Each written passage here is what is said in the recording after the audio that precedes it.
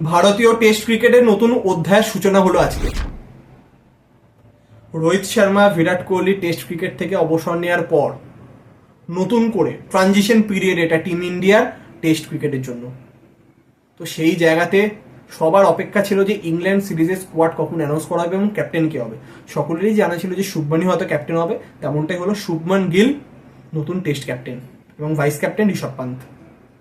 এবং অজিত আগারকার আজকে তিনি জানিয়ে দেন যে বুমরা 5টা টেস্ট ম্যাচ খেলবে না, তো সুতরাং তারপর ক্যাপ্টেন্সি দেওয়ার কোনো মানেই হয় না। তো এইটা একটা তো ঠিকঠাকই সিদ্ধান্ত, কিন্তু মোহাম্মদ শামি খেলতে পারবেন না ইনজুরির জন্য, সেটা অবশ্যই সমস্যার কারণ। হর্ষিত রানা সুযোগ পাননি। সরফরাজ খান, যিনি তার ওজন 10 কেজি কমিয়েছিলেন, তিনি সুযোগ পাননি। করুণ নায়ার সুযোগ পেয়েছেন। 2022 সালের টুইটটি সকলের মনে আছে, dear cricket give me one more chance.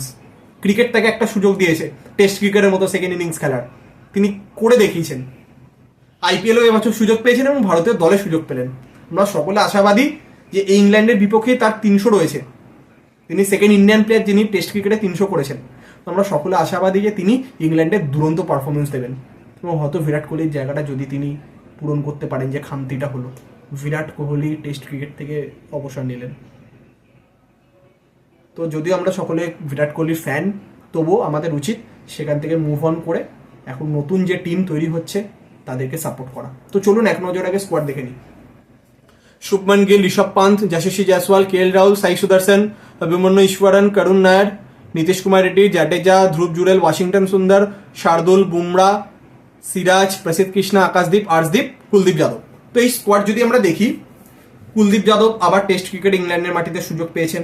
Arshdeep Singh বাঁহাতি ফাস্ট বোলার, গুরুত্বপূর্ণ ভূমিকা তার থাকবে। আকাশদীপ, প্রসিদ্ধ কৃষ্ণ, মোহাম্মদ সিরাজ, বুমরা ঠিক আছে। শার্দুল ঠাকুর 2 বছর পর আবার ভারতীয় টেস্ট দলে তিনি জায়গা করে নিয়েছেন অলরাউন্ডার হিসেবে। ইংল্যান্ডে কিন্তু তার ব্যাটিং পারফরমেন্সও খুবই গুরুত্বপূর্ণ, তিনি এর আগে ইংল্যান্ডে দারুণ ব্যাটিং করে এসেছেন। আর অবশ্যই ইংল্যান্ডে কিন্তু ডিউক বলে খেলা হয় টেস্ট ক্রিকেট, কুকাবুড়াতে নয়, বা ইন্ডিয়া বা শ্রীলঙ্কাতে যেমন এসজি টেস্ট বলে খেলা হয়, সেরকম কিন্তু ওয়েস্ট ইন্ডিজ আর ইংল্যান্ডে সেখানে কিন্তু ডিউক রেড বলে খেলা হয় টেস্ট ক্রিকেট। তারপর দেখি যদি ওয়াশিংটন সুন্দর, ধ্রুব জুরেল, জাডেজা, নীতিশ, করুণ নায়ার অলরেডি ডিসকাস করেছি আমরা। অভিমন্যু ঈশ্বরন, এই ছেলেটি বহু দিন ধরে টিমের সাথে ট্রাভেল করছেন কিন্তু এখনো ডেবিউ করার সুযোগ পাননি।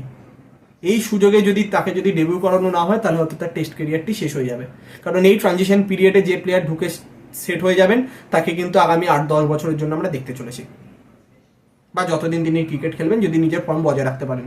তো এই জায়গায় যদি অভিমন্যু ঈশ্বরনকে সুযোগ দেওয়া না হয় তাহলে হয়তো তার টেস্ট ক্যারিয়ার এখানেই শেষ হয়ে যাবে, কারণ তার বয়স কিন্তু এখনো 24-25 নয়, তিনিও কিন্তু 30-এর দৌড় করে এসে উপস্থিত হয়েছেন।